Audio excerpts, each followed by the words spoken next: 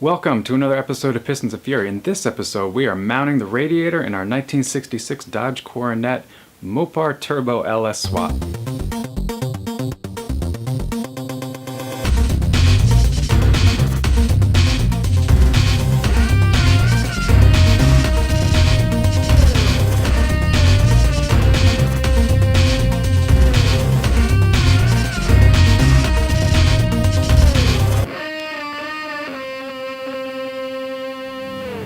Okay, so we are back in the shop, continuing on the mounting of the front end components of this turbo setup.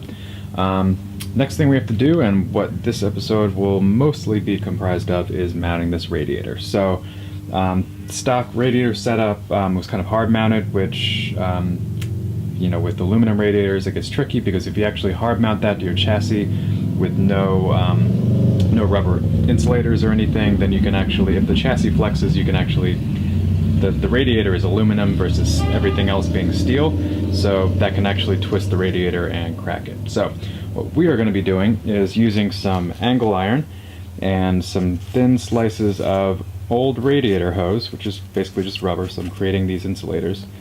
Basically just using this rubber as insulators, so it's going to sit in there like that, and basically just create a little cradle on each side. So I'll have basically one of these little brackets on one side of the radiator, one on the other. Radiator will kind of sit down right in there, and that will kind of create the bottom mount, and then once I have those in place, I'll come back and mount it up top and secure the upper side of the radiator. So yeah, I'm just going to get started working on this. It'll be more raw style footage, just step by step, and I'll update you as we go along.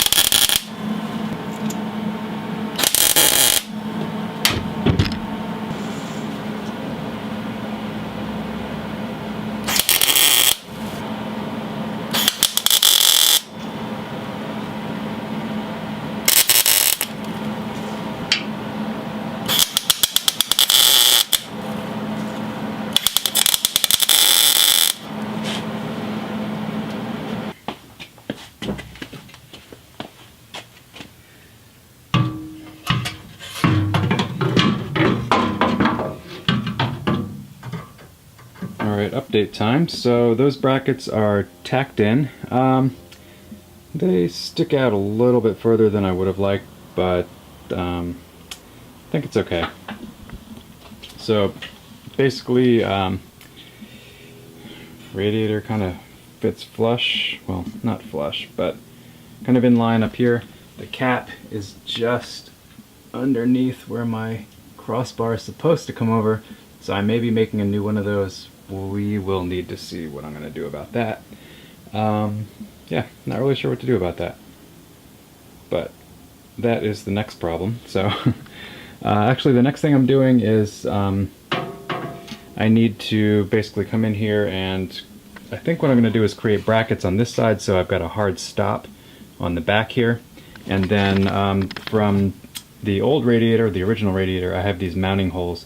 So I'll probably try to make some, I don't know what kind of bracket they would be, just like it has a couple angles, so maybe like a couple right angles, or like an L or an S bracket. It'll basically come out here, have some more rubber insulation, and then press this against these brackets, which will be welded to this firewall support on the front. So basically, this will come in here, it'll press against, and it'll hold it firmly in place. So that's the current plan. Yeah, again, we'll need to figure out what to do about my top crossbar here, but that's a problem for the next project.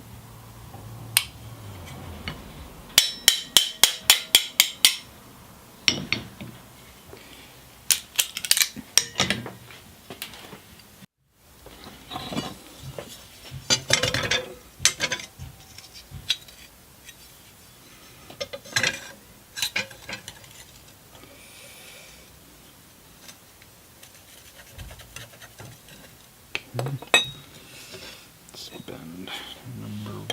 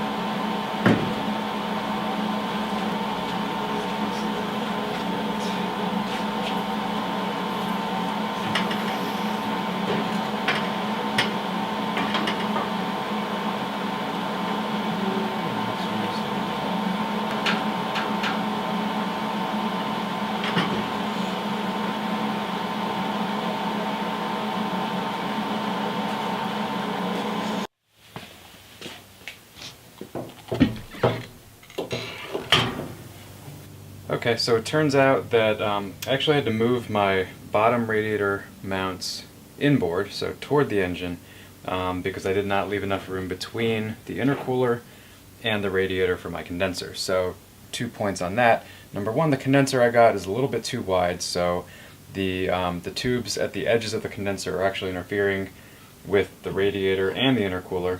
They're kind of just in the wrong place. So I'm going to have to get a new condenser that fits inside kind of the recessed area where the fins are of the radiator, just to give myself that extra half-inch of clearance. For these two brackets, which are going to basically hold the radiator in place, or which it'll get compressed against, for now I'm going to reuse these old shock bushings that I have. I'm just going to masking tape those in place so they basically space out the radiator, and I'll probably try to find some nice rubber pads to put in their place. But for now, those are going to be what I'm using. So once I get these guys in place here, I'll come back with the radiator and we will do the front mount, not the front mount, but the mounts on the engine side that actually compress the radiator into place against these rubber pads.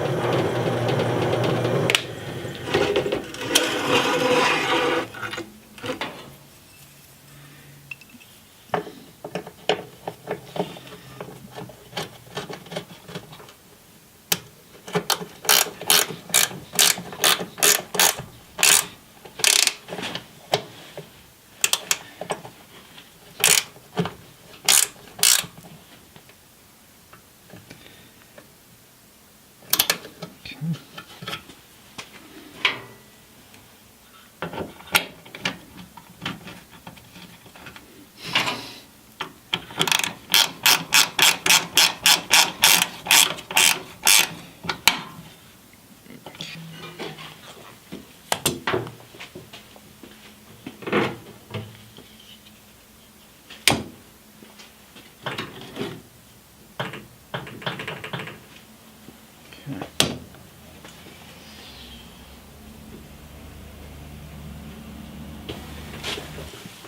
Alright, so this next piece, not super proud about what I'm about to do. So basically you guys have seen these before if you've ever done any kind of aftermarket condenser, fan, radiator. These are kind of the pull-through mounting tabs. I've been thinking about it a while, and I really can't think of a better way to mount this radiator, to mount this shroud and the fan to the radiator. So it's going to be these. If I do think of a better way, I'll come back and fix this. But for now, I want to get rid of these clamps. I want to be able to move this as one unit while I'm doing the rest of the fab. It's not going to have any impact, and I'm going to be taking all this apart to do the finished work, the finished welding, the finished painting and stuff. So I'll have a chance to come back to this, but for the purposes of continuing the fab and getting this in one piece that I can easily move around, it's going to be these guys.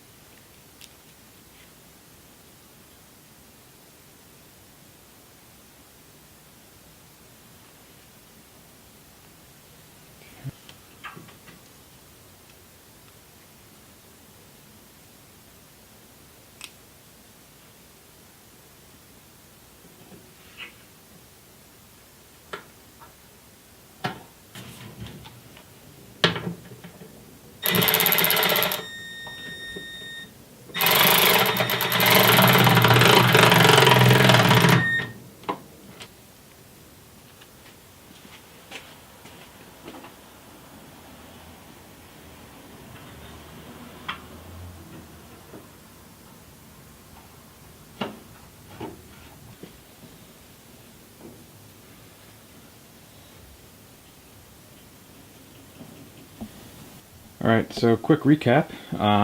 Here's where we are. So I've got these brackets tacked into place here. Masking tape holding on a rubber bumper on the front side, and then on the back side I've got these brackets. They're just primed rusty bolt, and I've got adhesive holding these little rubber pads in place that I made. So not sure if that's the long term. I may go to Ace. I know they sell these little rubber pads with little things that poke through, so I might come back in here and drill holes in these brackets and use those as kind of like a final secure mounting solution.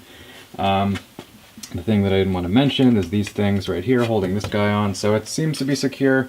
I'm not super sold on how long-term these things are. They are just not quality. This is all China eBay stuff, so you know, it is what it is. I'll figure out something more permanent, but for now it works.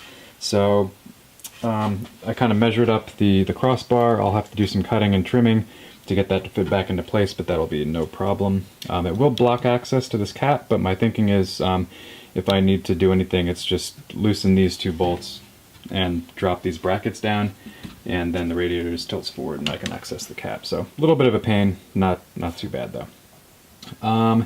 What else? So I've got some routing stuff to do here. I'm basically coming from a 4-inch compressor inlet here. I'm going to neck it down through a silicone reducer to 3-inch. Probably kind of route that generally through this area. I'm going to have an air box in my fender well on the driver's side. And then this guy, coolant, is going to go over the top, I think, right through here into there.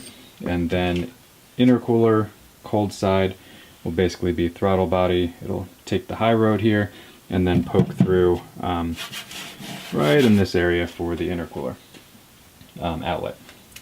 So coming up next, I just outlined like 3 different projects at least right there, so that's the good news because this stuff's kind of fun. I enjoy the process.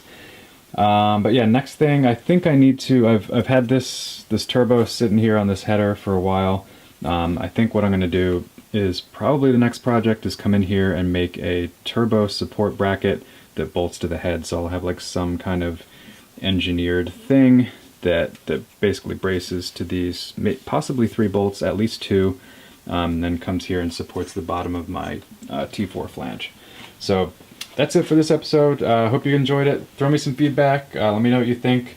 This is all total DIY. I mean, my hope is that it's kind of like, maybe not like professional engineering, but like a little, maybe like a notch above sloppy mechanics. Anyway, that's it for this episode. Thanks for watching, and I'll see you guys in the next one.